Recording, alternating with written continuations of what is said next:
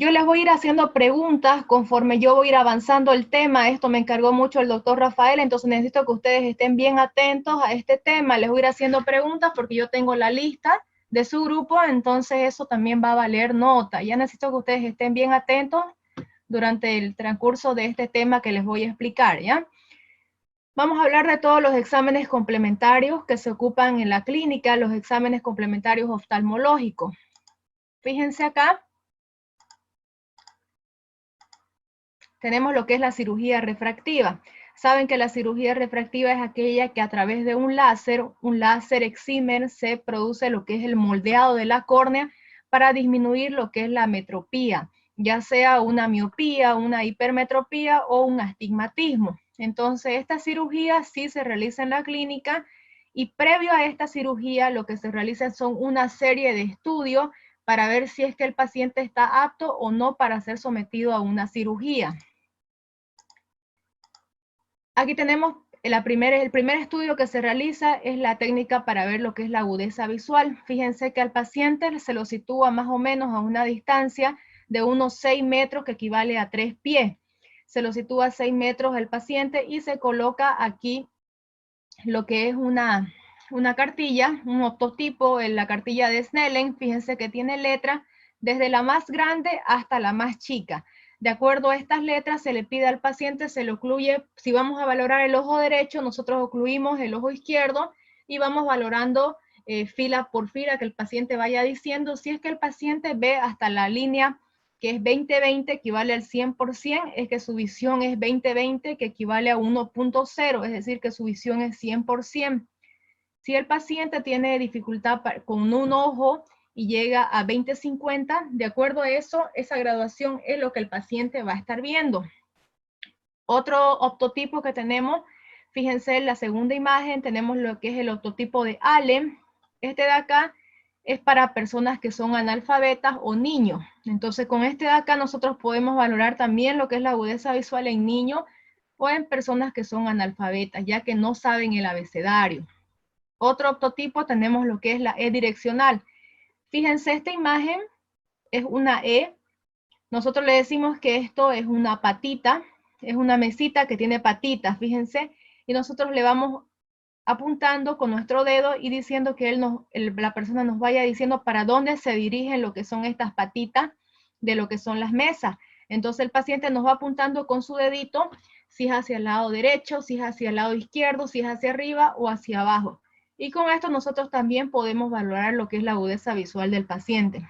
Fíjense estos distintos octotipos de acuerdo para saber la graduación y la agudeza visual del paciente. Primeramente lo hacemos sin corrección, es decir, hasta cuánto llega el paciente, y posterior a eso ya lo hacemos con corrección, lo corregimos al paciente para ver si es que llega al 100%. Otro estudio, fíjense acá, tenemos lo que es el campímetro computarizado de Humphrey. Fíjense, este tiene una base de datos estandarizada de pacientes normales incluidos en esta computadora, en la cual nosotros podemos valorar lo que es el campo visual del paciente.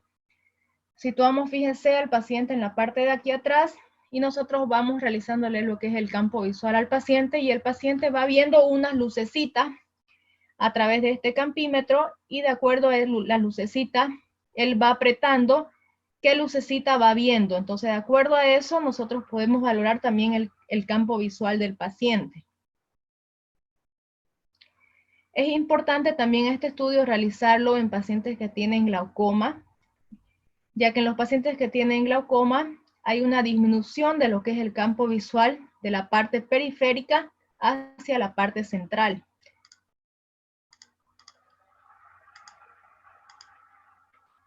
Otro estudio importante también, debemos saber lo que es la paquimetría corneal, es decir, saber cuánto es el espesor normal de la córnea. ¿Quién de ustedes sabe cuánto es el espesor normal de la córnea? Ya lo dije en las clases anteriores.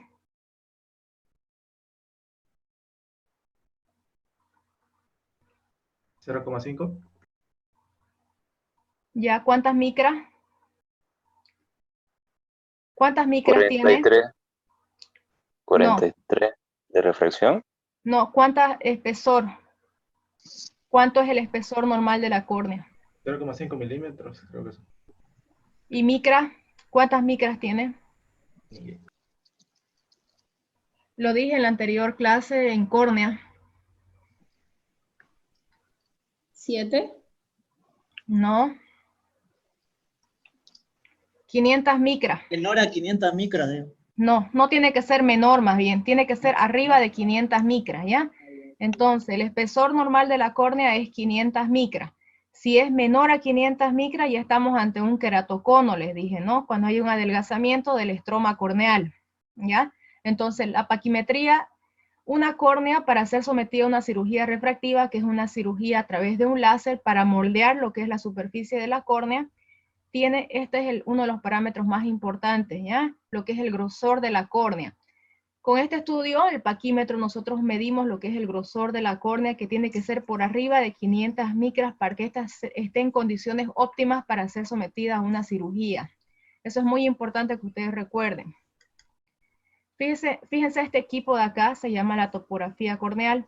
Esta topografía lo que hace es medir tanto la cara anterior, la cara posterior, la superficie anterior, posterior, el radio de curvatura de la córnea, mide las elevaciones corneales en cara anterior, cara posterior, también nos mide lo que son las aberraciones corneales. Todos estos parámetros son muy importantes que estén dentro de los grados óptimos para ser sometidos a una cirugía. Todos estos estudios se los hace ahí en la clínica para ver si es que la persona está en condiciones, es decir, si su córnea está en condiciones para ser sometida a cirugía. Este es otro topógrafo, fíjense, este es el Galilei. La diferencia entre este de acá, que perdón, que es el topógrafo Sirius, es que este nos va a permitir medir tanto la superficie anterior como la superficie posterior de lo que es la córnea. Y este topógrafo Galilei solo mira lo que es la cara anterior. También podemos medir lo que es el radio de curvatura, las queratometrías y la paquimetría. Todos estos estudios que les mostré ahorita son los que se hacen previo a una cirugía refractiva, la cirugía con láser. Ahora necesito que me respondan qué es la catarata. ¿Quién sabe qué es la catarata? Opacidad en el cristalino. Cristalino. Es una Ya, muy opacidad de bien. cristalino. Ya muy bien. Entonces, ahora los estudios que se piden previo a la cirugía de catarata, una vez que ya se ha hecho el diagnóstico de que el paciente tiene una catarata, ya sea una catarata senil o una catarata congénita, la catarata que tenga, se hace una serie de estudios para ver cómo va a ser la proyección visual del paciente, es decir, cuánto va a recuperar de visión. Fíjense, este estudio, tenemos lo que es la medición de agudeza retiniana que corresponde a lo que es el RAM. Este RAM nos mide lo que es la capacidad visual del paciente posterior a la cirugía. Es decir, si es que el paciente no tiene ningún daño en la retina, si es que el paciente no tiene daño en la retina, si el paciente no es diabético, pues su visión, su capacidad visual quizás sea del 100%. Si es que el paciente ya tiene un daño instaurado en la retina, quizás tenga una visión de recuperación de 20%. Aún así que se opere de lo que es la catarata. Entonces nosotros le avisamos al paciente con este estudio que realizamos, le colocamos un lente al paciente, fíjense este lentecito de acá que ven negro, y fíjense que este tiene unos agujeritos. Tiene unos agujeritos donde el paciente primero se le ocluye un ojo para valorar, por ejemplo, vamos a valorar el ojo derecho, entonces le ocluimos el ojo izquierdo y valoramos con el ojo derecho del paciente que nos vaya leyendo estas letras. Las letras van en orden decreciente, desde la más grande hasta la más pequeña. Entonces el paciente tiene que leer todas las letras. Si el paciente logra leer todas las letras, es que él tiene una visión de 20/20, es decir, que va a recuperar el 100% de visión. Si es que este paciente no tiene un daño instaurado ya en su mácula. Si el paciente ya tiene un daño en su mácula, nosotros con este estudio podemos avisarle al paciente que su pronóstico visual, aún así que se opere de la cirugía de catarata, pues no va a recuperar nada. Entonces se le avisa al paciente para que el paciente no tenga falsas expectativas de posterior a la cirugía. Fíjense la importancia de este estudio. Otro estudio, fíjense este de acá, que también ya se los mencionamos cuando avanzamos el tema de córnea. biomicroscopía especular. Sí, eso muy bien. ¿Se acuerdan qué mide este estudio?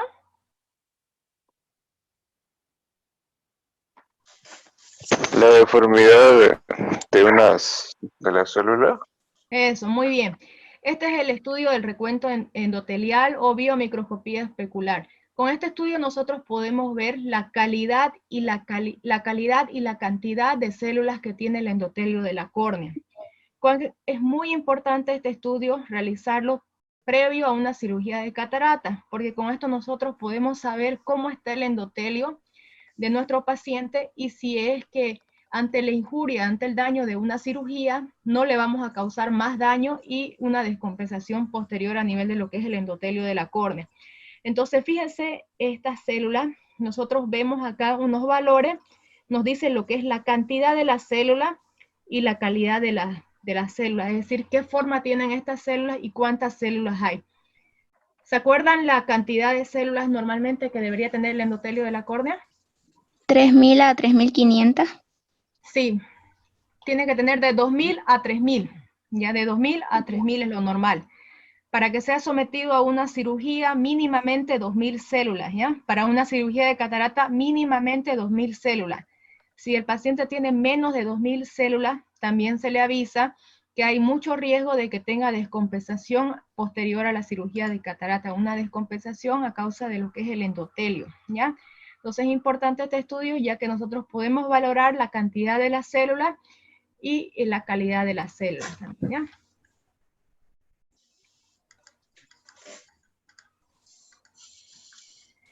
Este estudio es importante también. Con este nosotros medimos lo que es el lente intraocular. Si bien en la anterior clase el doctor les explicó que la cirugía de catarata consistía en sacarle la parte del cristalino que estaba opacificada y colocaba un lente intraocular. ¿Se recuerdan esa parte, no? Sí. Ya, Sí. ahora este estudio, fíjense, este estudio se llama ecobiometría. Lo que hace este estudio, fíjense, es una técnica de contacto. Fíjense, tiene este ultrasonido que va midiendo lo que es la longitud axial del paciente y hace un cálculo conforme a la longitud axial del paciente y lo que es el radio de curvatura de la córnea. Y hace un cálculo matemático y con esto nos da el valor de lo que es el lente intraocular que se le va a colocar a este paciente. La diferencia de esta técnica y de esta técnica es que esta es de contacto y nosotros vamos haciendo toquecitos a nivel de lo que es la córnea y con esto nosotros podemos saber el cálculo específico de lo que es el lente de acuerdo a la longitud axial del ojo del paciente. A diferencia de este, fíjense este de acá, este es el IOL Master, que esta es una técnica de no contacto porque se coloca el paciente, fíjense, apoya aquí el mentón, lo que es la frente, y esto es a través de lo que es un rayo infrarrojo que va a calcular la longitud, según la longitud axial y el radio de curvatura de lo que es el ojo, y nos va a dar el cálculo preciso de lo que es el lente intraocular. Entonces, Doctora, ¿con este podemos diagnosticar el lenticono anterior más que todo? No, esto no es para hacer un diagnóstico, sino que esto de acá nos da un cálculo del lente que se va a colocar en la cirugía de catarata. ¿Se acuerdan que en la cirugía de catarata se coloca un lente intraocular, ¿no es cierto? Sí. Entonces, esto calcula el lente que le va a colocar usted a su paciente. Todos los lentes son diferentes. Son de acuerdo al largo del ojo y de acuerdo al radio de curvatura del ojo del paciente. Entonces, todos los valores que van a dar son de acuerdo al paciente, de acuerdo a la longitud del ojo del paciente. El lenticono se lo diagnostica a través de lo que es la lámpara hendidura. Aquí tenemos lo que es la keratometría también, que vamos a evaluar lo que es la curvatura, el radio de curvatura de la cara anterior, y esto lo va a transformar en dioptrías. Y de acuerdo a esto también nosotros podemos hacer el cálculo, pero de una manera ya manual. Pero con este estudio de acá que le he mostrado, el IOL Master, lo tenemos de manera automática, ¿ya? Ahora estos son, fíjense, acuérdense bien los estudios que se ocupan para una cirugía de catarata. Ahora lo que les voy a mostrar ahorita son otros estudios que también se realizan en la clínica, pero son para otro tipo de patología. Fíjense este de acá, esta es la angiografía. La angiografía con fluoresceína lo que se hace es instilar a través de lo que es una inyección de contraste, lo que es la fluoresceína en la vena del paciente, y posterior a eso, a los 5 segundos ya se obtiene lo que es una imagen, fíjense, como pueden ver acá, en distintos tiempos. Con esto nosotros podemos ver toda la vasculatura retiniana, nosotros podemos valorar si es que esto está adelgazado, si la vasculatura está estrechada, si está tortuosa, si está irregular o si hay áreas de no perfusión. Esto prácticamente se lo hace de rutina en pacientes que tienen diabetes, ¿ya? En los pacientes que tienen diabetes se le debería hacer por lo menos esta angiografía en aquellos que tienen ya una diabetes más instaurada de bastante tiempo, para ver si es que tienen áreas donde hay una microhemorragia o tienen microneurisma o formación de unos exudados duros. Entonces con esto nosotros podemos valorar patologías como ser diabetes, patologías filtrantes. Otro estudio tenemos lo que es la ecografía, también la ecografía ocular, para ver si es que hay una masa ocupante, si es que hay un desprendimiento de retina, desprendimiento de vítreo posterior. Con esto nosotros podemos valorar cómo está la parte posterior de lo que es el globo ocular. Fíjense, esto es la parte posterior, aquí está lo que es el nervio óptico, y podemos valorar cómo está también con una ecografía ocular. También es importante pedirla esta en pacientes, por ejemplo, en los pacientes en los cuales han sufrido algún trauma, o en los pacientes para ver cómo está lo que es la retina, si es que la retina está aplicada o ha sufrido algún tipo de desprendimiento. Fíjense esta parte de acá. Entonces con esto nosotros podemos valorar lo que es la retina también.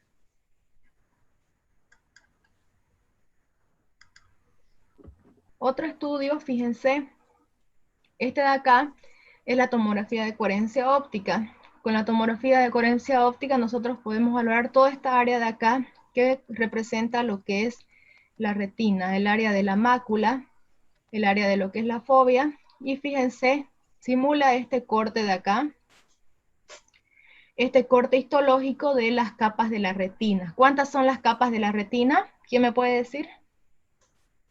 ¿Cuántas? 10. Eso, muy bien.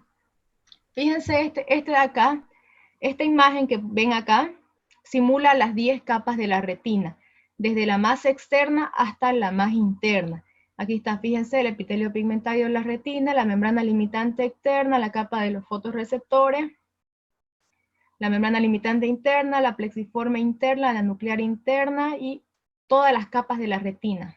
¿Ya? Entonces con esto nosotros podemos valorar cómo está la silueta foveal. Aquí está la silueta foveal, fíjense, esta está conservada, y de acuerdo a esta imagen nosotros valoramos qué tipo de lesión o qué enfermedad tiene el paciente. ¿Ya? Entonces es importante también la tomografía de coherencia óptica, porque nosotros podemos valorar y diagnosticar un montón de patologías. También se pide tomografía de lo que es la cabeza del nervio óptico, para valorar en caso de que haya adelgazamiento de la capa de fibras nerviosas en pacientes que tienen glaucoma. Fíjense, este es un pequeño resumen para que no se olviden de los estudios que se piden en una cirugía de cataratas, ¿ya? Aquí está, fíjense, el RAM, que mide lo que es el pronóstico visual del paciente, es decir, cuánto de visión va a recuperar el paciente si es que llegase a operar, ¿ya? Si se opera de la catarata, es necesario saber cuánto de visión el paciente va a recuperar, con cuánta visión está entrando y con cuánta visión va a recuperar, ¿ya? La biomicroscopía especular, ya saben, el recuento de lo que es las células endoteliales, para ver cómo está su endotelio. El IOL Master, la ecobiometría, dijimos, ¿para qué sirve estos estudios? El IOL Master. El ecobiometría es para el desprendimiento, para valorar la parte posterior. Pedir, no. entra. No, El IOL Master es para ver para hacer la medición del lente, creo. Eso, muy bien. Eso, muy bien. Entonces el IOL Master calcula el lente intraocular, las dioptrías del lente intraocular que se le va a colocar en la cirugía de catarata. Este de aquí, IOL Master y ecobiometría, ambos son lo mismo. Lo único que diferencia es que la ecobiometría es una técnica de contacto. Nosotros hacemos tocaditas en la córnea, previo instilación de lo que es anestésico tópico, y hacemos tocaditas en la córnea para medir la longitud axial. En cambio de esta es a través de un láser infrarrojo, donde cual es una técnica de no contacto, ¿ya? Pero ambas miden lo que es el lente intraocular, ¿ya? Ahora tenemos aquí la cirugía refractiva. Paso 1, lo primero que se hace es medir lo que es la agudeza visual del paciente. Medimos la agudeza visual del paciente, es decir, sin corrección, cuánto llega la visión sin corrección, y posterior a eso lo corregimos. Lo corregimos a través de esta caja de lentes o a través de la corrección también lo podemos hacer a través de estos lentes. Una vez que lo corregimos al paciente, ya sabemos cuánto es la visión sin corrección, con corrección, y posterior a eso ya hacemos los estudios para ver si es que la córnea está en condiciones o no de ser sometida a una cirugía. Entonces lo hacemos a través de este equipo, que es el topógrafo Sirius. Con este nos da un parámetro de todo lo que tiene que ver con la córnea. Dijimos, mide lo que es la superficie anterior, la superficie posterior de lo que es la córnea, las curvaturas, radio de curvatura anterior, posterior, las elevaciones, las aberraciones de la córnea.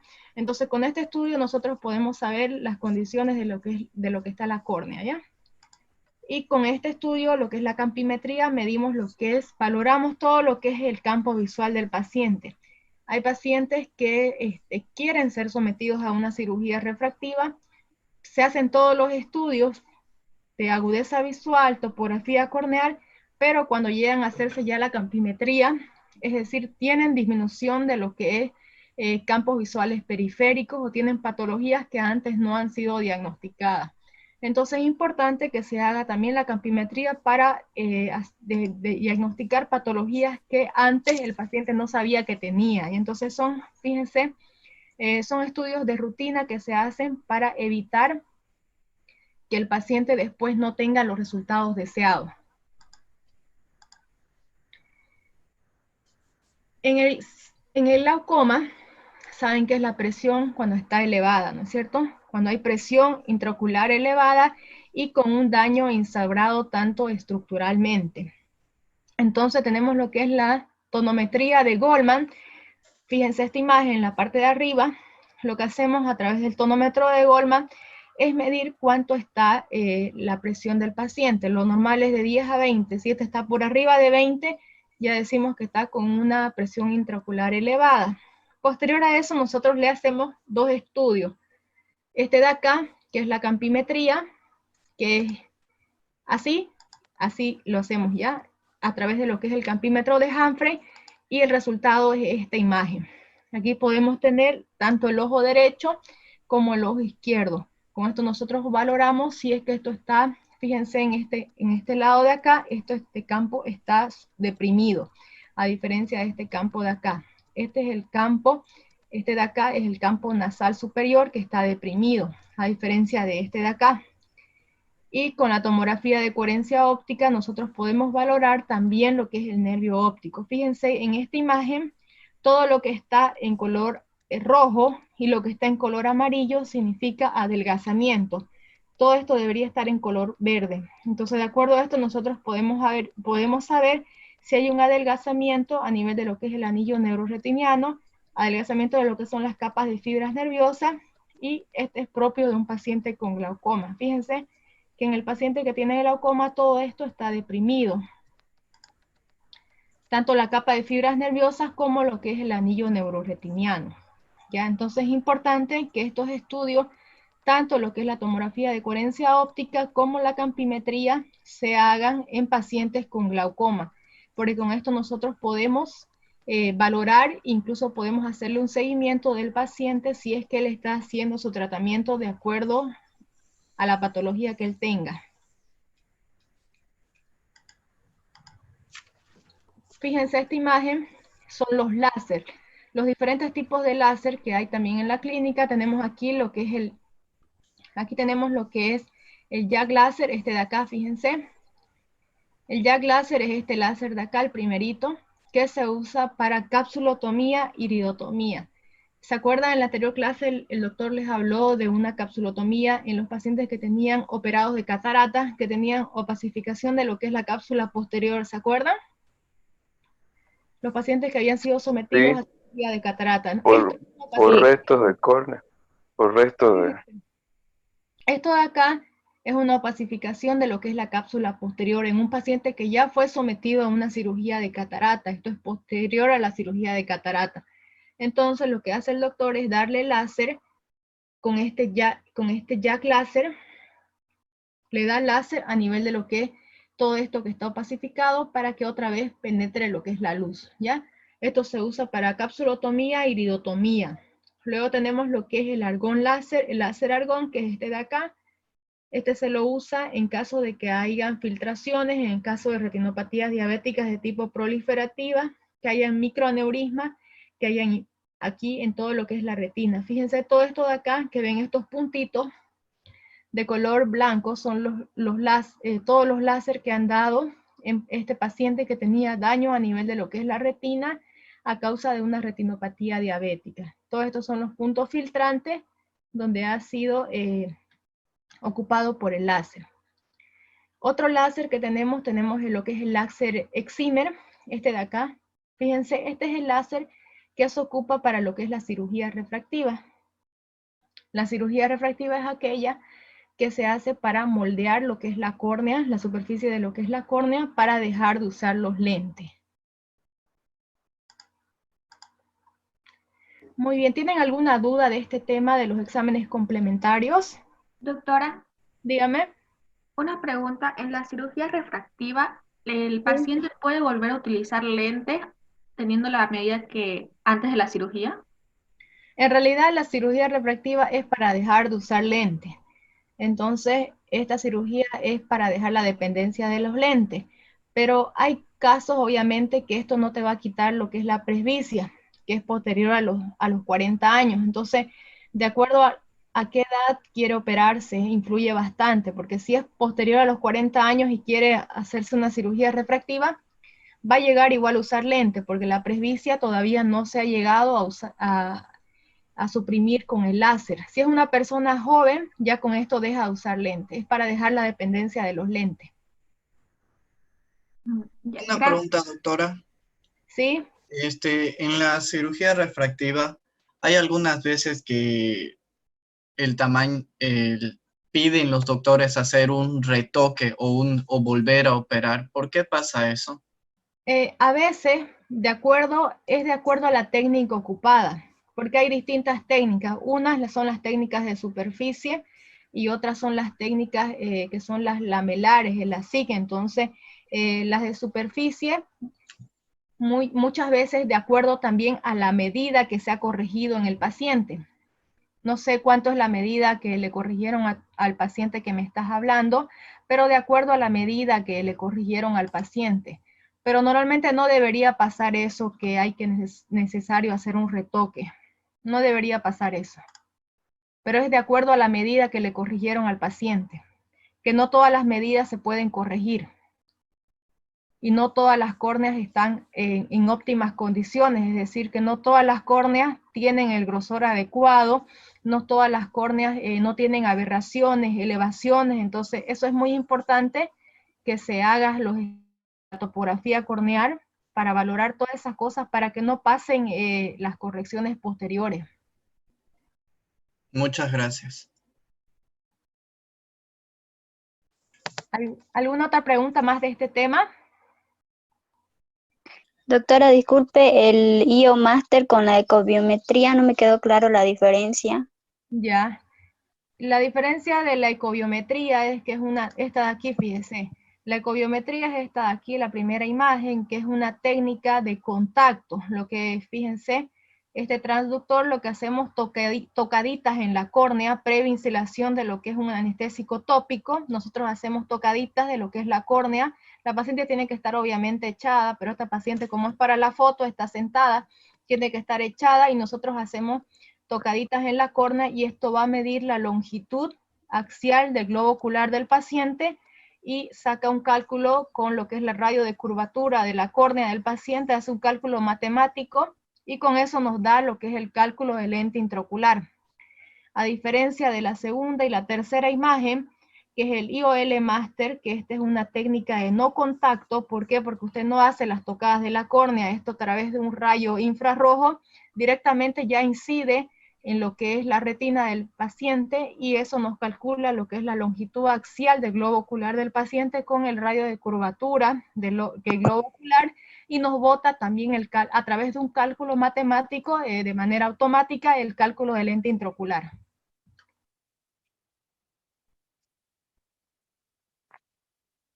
¿Ahora sí ya entendió? Sí, doctora, muchas gracias. Prácticamente son lo mismo, ¿no? Para hacer el cálculo del lente, pero este es de contacto y la otra es de no contacto. La que tiene mayor precisión, obviamente, que es esta, la de no contacto, porque en esta de acá, la que es de contacto, si uno hace unas tocadas muy profundas, puede ser que disminuya la longitud axial del paciente, ¿no? Entonces, es con mucha más precisión esta de acá.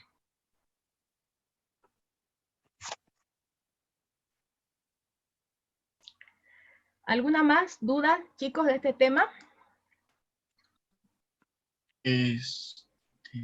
Doctora, yo Dígame. tengo una pregunta. ¿Sí? En relación al argón láser, ¿esta técnica es para suprimir una retinopatía diabética o es para diagnosticar? No, esta de acá, fíjense, ahorita le voy a mostrar la imagen. Acá, fíjense esta de acá. Es para hacer tratamiento ya. Una vez que ya se ha diagnosticado, usted la va a diagnosticar con lo que es la angiografía. Usted la va a diagnosticar la retinopatía diabética con esta angiografía. Obviamente que anterior a este estudio lo que hacemos es hacerle un fondo de ojo de rutina, que es otro tema que vamos a ver más adelante. Se le realiza un fondo de ojo del paciente y con el fondo de ojo nosotros podemos valorar que el fondo de ojo tiene alguna alteración.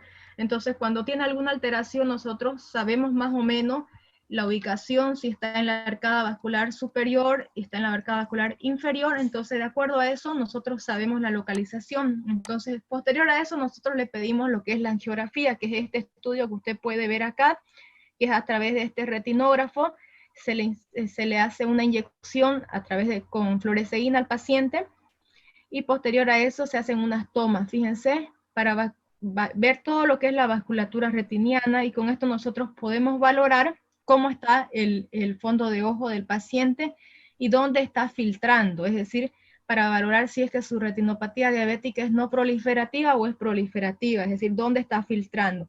Una vez que ya tenemos esta imagen, ya con esta imagen nosotros esta es una imagen de tipo diagnóstica, y para hacerle el tratamiento ya procedemos a lo que es el láser argón. De acuerdo a la imagen, nosotros podemos saber dónde se le va a dar el láser para evitar que formen nuevas hemorragias.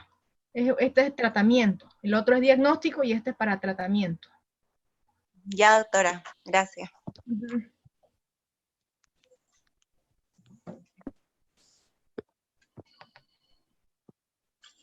Doctor, una pregunta. ¿El astigmatismo puede ser tratado o curado? Sí, puede ser tratado. ¿Mediante qué método?